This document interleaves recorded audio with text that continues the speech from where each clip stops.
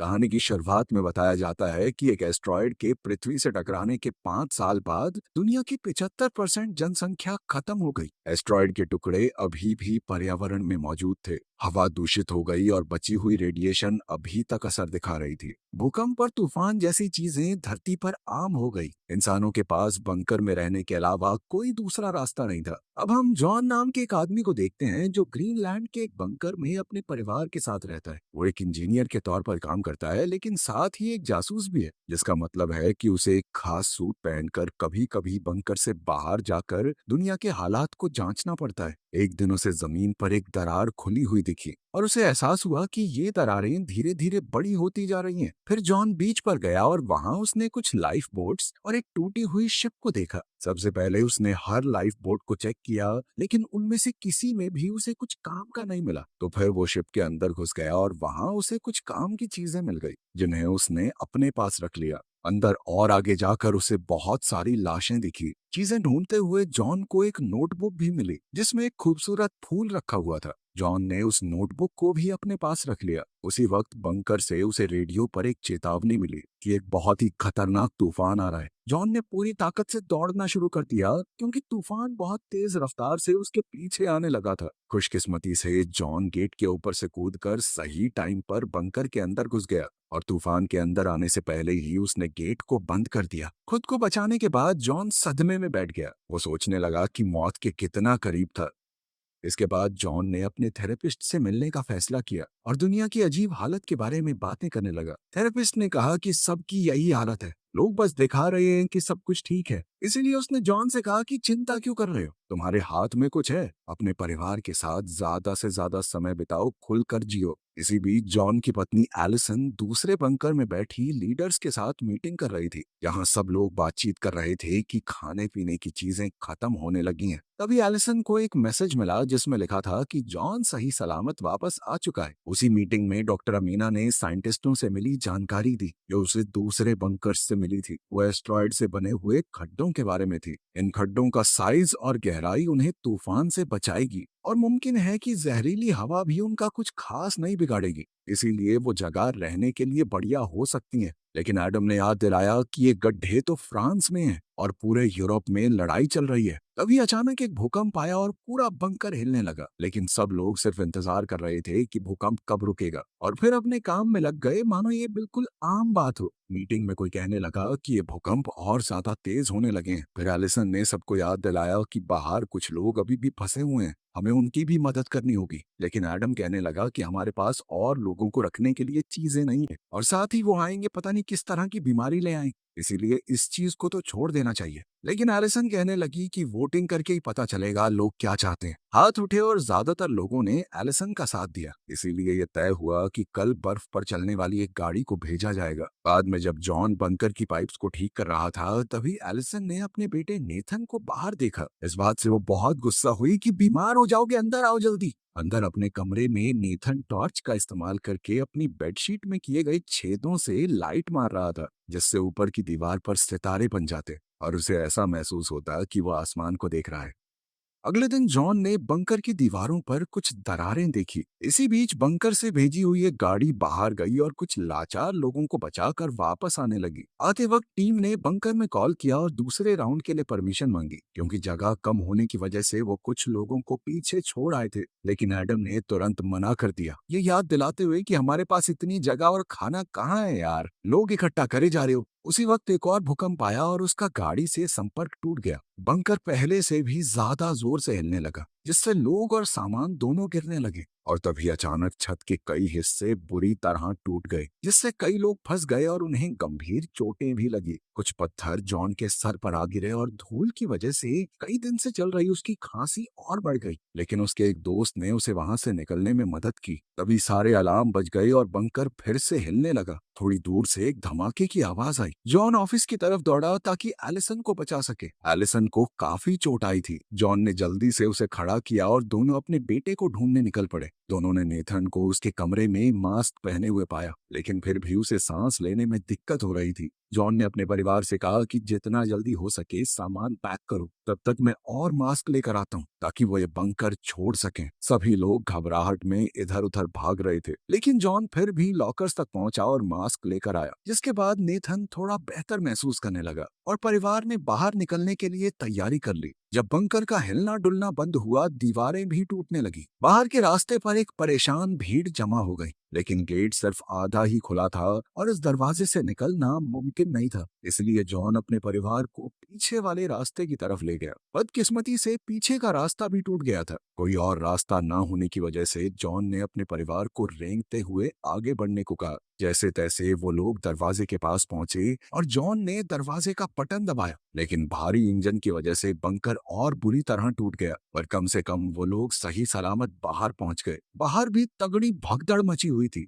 जब जमीन में पानी के धमाके होने लगे तो दोनों ने नेथन को खो दिया और उसे ढूंढने के लिए वापस भागे। उन्होंने देखा कि नेथन अमीना की मदद कर रहा था जो गिर गई थी। वो लोग अमीना को भी अपने साथ ले गए और बीच की तरफ भागने लगे, जहां बचे हुए लोग बोट्स पर चढ़कर अपनी जान बचाने की कोशिश कर रहे थे। इतने ज्यादा लोग इकट्ठा हो गए कि एक बोट तो पलट ही गई, जिसके बाद वो सभी लोग पानी में जा गिरे। कुछ बेचैन और मजबूर लोग इस मौके का फायदा उठाकर एडम का मास्क छीनने की कोशिश करने लगे, इसलिए एलिसन और जॉन उसे बचाने के लिए दौड़े। और फिर एक आदमी ने जॉन पर झपटकर उसका मास्क छीन लिया, लेकिन फिर भी किसी तरह वो और एलिसन एडम को खींचकर किनारे तक ले आए। अब सिर्फ एक ही बोट बची थी, तो जॉन अपने परिवार और कुछ लोगों को जल्दी से उस पर चढ़ने का रास्ता दिखाने लगा। एलिसन ने चाहा कि जितने ज्यादा लोगों को वो बचा सकें उतनों को बचा लें, लेकिन कैप्टन बोल पड़ा कि ज्यादा वजन हो जाएगा, बोट डूब जाएगी। इसलिए मजबूरी में लोगों के मुंह पर ही दरवाजा बंद करना पड़ा। बाहर खड़े लोग बोट से चिपक गए जब तक बोट चल नहीं पड़ी।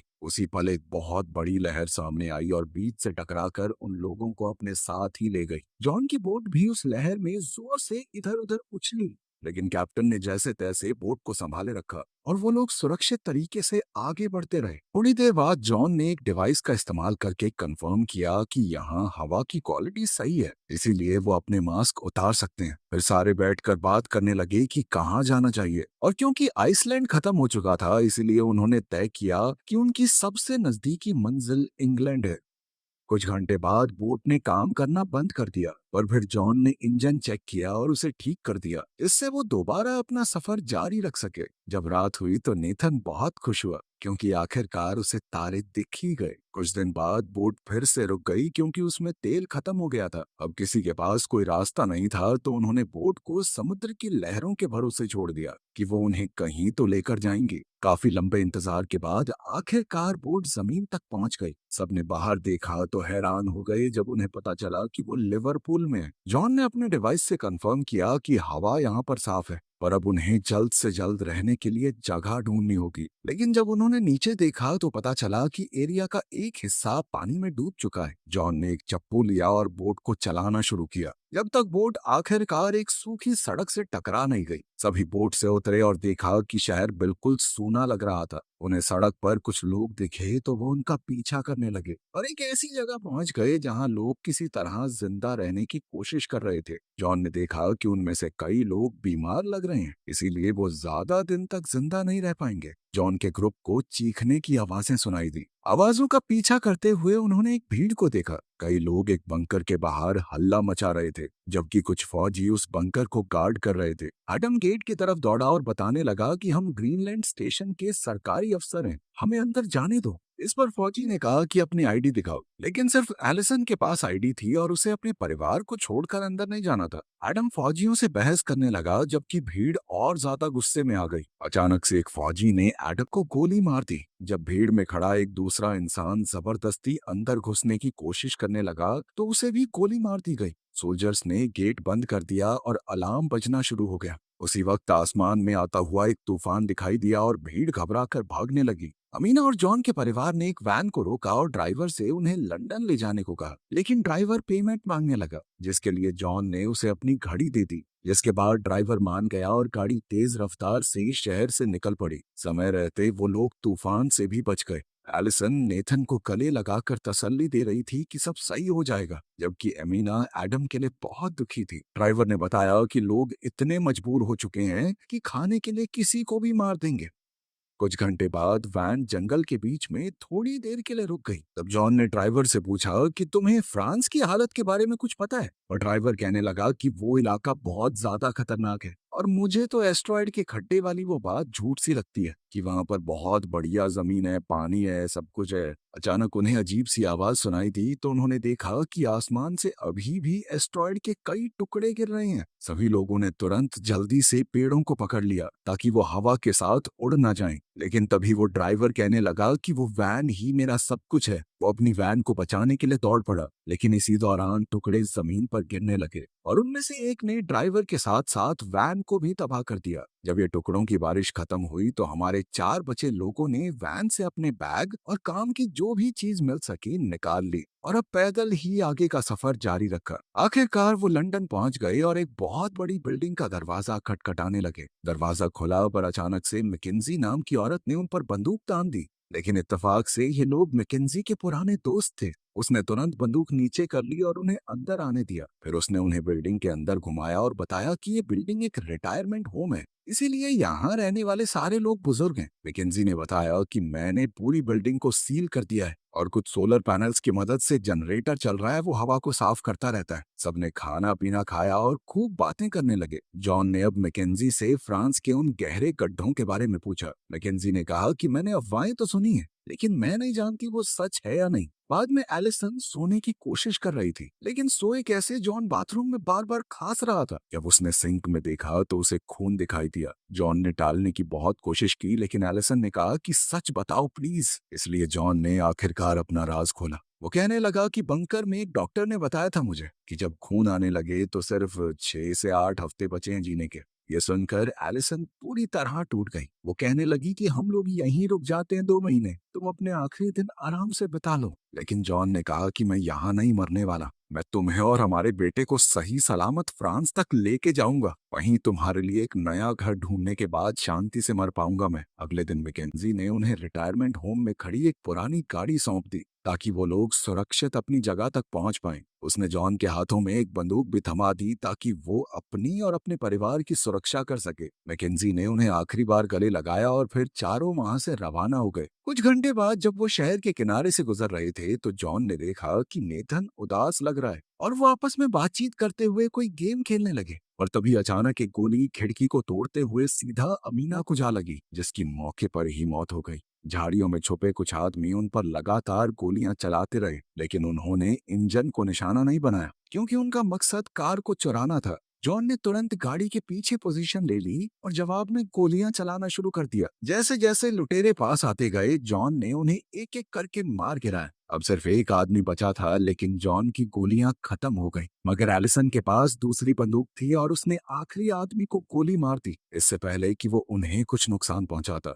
एक दूसरे को तसल्ली देने के बाद उन्होंने मिलकर एक गड्ढा खोदा और एमीना को दफना दिया। जॉन अपनी दोस्त को अलविदा कहते हुए प्रार्थना करने लगा, जिसे नेथन ने बड़े गौर से सुना।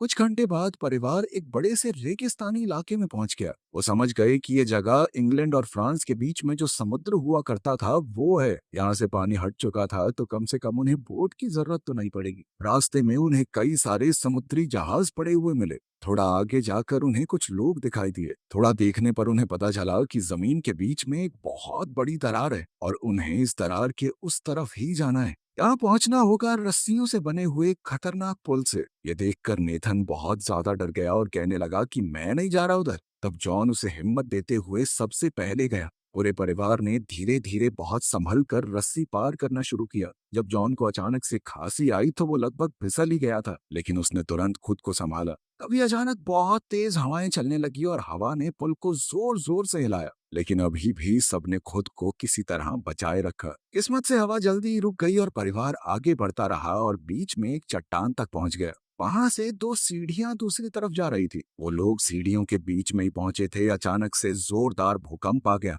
किस्मत से तीनों में से कोई नहीं गिरा। वो तीनों आगे बढ़ने लगे ही थे कि तभी अचानक से दूसरा भूकंप आया। इस बार दोनों तरफ की चट्टानें टूटने लगी। जल्द ही रस्सियों से बना हुआ वो पुल भी टूट गया। कई सारे लोग खाई में नीचे गिर के मर गए। दूसरी सीढ़ी पर मौजूद एक आदमी ये देखकर डर गया और उसने जल्दी से दूसरी तरफ पहुंचने के लिए अपने आगे लगे हुए आदमी को धक्का देकर खाई में गिरा दिया, लेकिन फिर वो सीढ़ी पूरी फिसलने लगी। इसीलिए वो आदमी छलांग मार के नेथन के ऊपर कूद गया। इसी के साथ दूसरी सीढ़ी नीचे खाई में गिर गई। परिवार ने नेथन को पकड़ के रखा जबकि वो आदमी फिसल कर अपनी मौत की तरफ चला गया। नेथन को उसके माँ बाप ने वापस ऊपर चढ़ने में मदद की और फिर किसी तरह सीढ़ी को पार कर लिया। अब उनके पास पैदल चलने के अलावा कोई चारा तो था नहीं, लेकिन चाहे वो जितना भी चलते जाएं, सिर्फ एक वीरान जमीन ही नजर आती थी। अभी अचानक से उन्हें गोली चलने की आवाज सुनाई दी और उन्होंने डेनिस नाम के एक आदमी को उन पर बंदूक ताने हुए देखा, लेकिन उसने बंदूक को नीचे कर लिया जब उसे एहसास हुआ कि ये लोग लुटेरे नहीं हैं। वो उन्हें सीधा अपने घर ले गया। कुछ ही देर में जॉन और उसका परिवार फ्रांस पहुंच गया।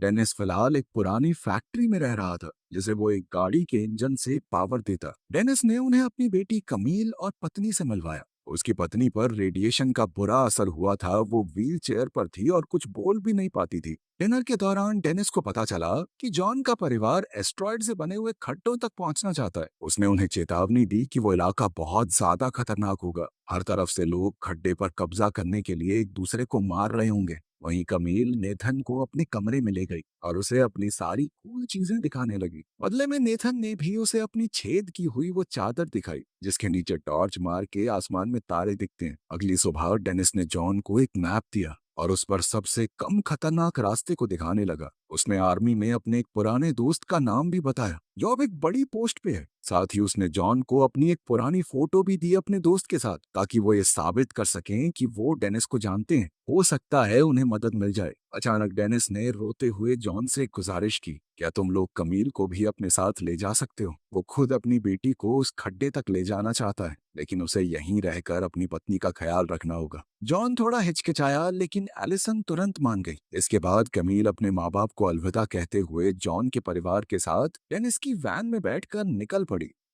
कुछ घंटे गाड़ी चलाने के बाद एलिसन ने नोटिस किया कि बच्चों का मूड खराब है। इसीलिए उन्होंने ब्रेक लेकर रुकने का फैसला किया। फिर जॉन ने बच्चों को एक गेम खिलाई जिससे मूड थोड़ा बेहतर हुआ। तभी अचानक उन्हें सड़क पर कुछ गाड़ियां दिखाई दी और कई फौजियों ने उन्हें घेर लिया। कमील ने अपने पिता के जनरल दोस्त का नाम लिया और फौजियों को मना लिया कि वो उन्हें एरिया क्रॉस करने में मदद करें। रात तक वो लोग एक लड़ाई के मैदान में पहुंच गए जहां आर्मी कुछ लोगों से लड़ रही थी। एक फौजी उन्हें पीछे से ले गया ताकि वो बिना किसी की नजर में आए जंगल से गुजर सकें। जब उनके पास एक धमाका हुआ तो उन्हें रुकना पड़ा, लेकिन जल्द ही उन्होंने दोबारा चलना शुरू किया और फिर कुछ तारों को पार करके और ज्यादा खतरनाक एरिया में पहुंच गए। अब उन्हें गोलियों और धमाकों से बचने के लिए जितनी तेज हो सके उतनी तेज दौड़ना पड़ा। हर तरफ लोग मर रहे थे और तभी परिवार ने एक आदमी को आग की लपेट में देखा। फिर उनके साथ वाले फौजी ने बंकर में कॉल करके बताया कि मेरे साथ सिविलियन है और कुछ दूसरे फौजियों ने उन्हें आगे बढ़ते रहने को कहा। जितना हो सकता था वो उन्हें कवर देते रहे। वो सब आगे बढ़ते हुए जंग के लिए तैयार की गई एक सुरंग तक पहुंच गए जहां जॉन बुरी तरह खांसने लगा और लगभग गिर पड़ा। सुरंग के अंदर से गुजरते हुए उन्हें कई लाशें मिली। आखिर में वो एक सीढ़ी तक पहुंचे और उनके साथ आए हुए फौजी ने उन्हें जंगल में भेज दिया, ये कहकर कि बस सीधे चलते रहना जब तक कैंप न मिल जाए। सुबह होने पर वो आखिरकार मिलिट्री कैंप तक पहुंच ही गए। कमील ने कुछ पहाड़ों की तरफ इशारा किया जो पहले वहां नहीं थे और जॉन ने हिसाब लगाया कि वो अपनी मंजिल के बहुत करीब आ चुके हैं। जब उन्होंने डेनिस के दोस्त के बारे में एक फौजी से पूछा तो पता चला कि वो तो मर चुका है और अब ये वाले फौजी उनकी मदद करने में इंटरेस्टेड नहीं है। इसलिए जॉन ने उन्हें बताया कि मेरे पास कुछ ही दिन बचे हैं भाई, मैं बस अपने परिवार को बचाना चाहता हूँ। एक आदमी ने उन पर तरस खाया और उन्हें अपनी बस में जगह दे दी। जॉन का परिवार और कुछ और लोग बस में बैठ गए जो उन्हें उनकी मंजिल तक ले जाएगी, लेकिन रास्ते में ही एक धमाका होने की वजह से सफर रुक गया। अचानक बस को कुछ लुटेरों ने घेर लिया। इसके लिए एक फौजी बाहर निकलकर लड़ने लगा, लेकिन लुटेरों ने उसे तुरंत गोली मार दी। फिर एक बदमाश ने ड्राइवर को भी मार दिया और सभी को बस से उतरने पर मजबूर किया। जॉन ने अपने परिवार को तो बाहर भेज दिया लेकिन खुद पीछे ही रुक गया ताकि उस लुटेरे पर झपट सके। आवाज सुनते ही बाहर जब एक दूसरे लुटेरे ने अंदर जाने की कोशिश की तो पैसेंजर्स में से एक ने उसके सर पर पत्थर दे मारा। तभी बस के अंदर से 2 गोलियां चलने की आवाज आई। जॉन अपने हाथ में बंदूक लिए बाहर निकला और सब लोग खुश हो गए, लेकिन जॉन को भी गोली लग चुकी थी। सब लोग बस में बैठ गए। नेथन ने जॉन के जख्म पर दबाव बनाए रखा, जबकि एलिसन ने बस चलाई। कुछ ही देर में वो एक नए बने हुए पहाड़ की चोटी तक पहुंच गए और परिवार जॉन को संभालते हुए तब तक चलता रहा जब तक उन्हें अपनी मंजिल नहीं दिख गई। सभी अफवाहें सच निकली। एस्ट्रॉयड से बना हुआ एक खड्डा एक बेहद खूबसूरत जगह थी, जहां उपजाऊ जमीन थी, कोई प्रदूषण नहीं था। एक नई जिंदगी शुरू करने के लिए ये बेहतरीन जगह है। उसी पल जॉन गिर पड़ा और उसके परिवार ने हर तरफ से उसे घेर लिया, उसकी मौत से पहले एक आखिरी बार अलविदा कहने के लिए। जॉन की मौत पर सब लोग फूट फूट कर रोने लगे और आखिरकार नेथन ने अपने पिता के लिए वही प्रार्थना कही जो उसने पहले सुनी थी। वीडियो पसंद आई तो लाइक कर देना, चैनल को सब्सक्राइब कर लेना। मिलते हैं अगली वीडियो में।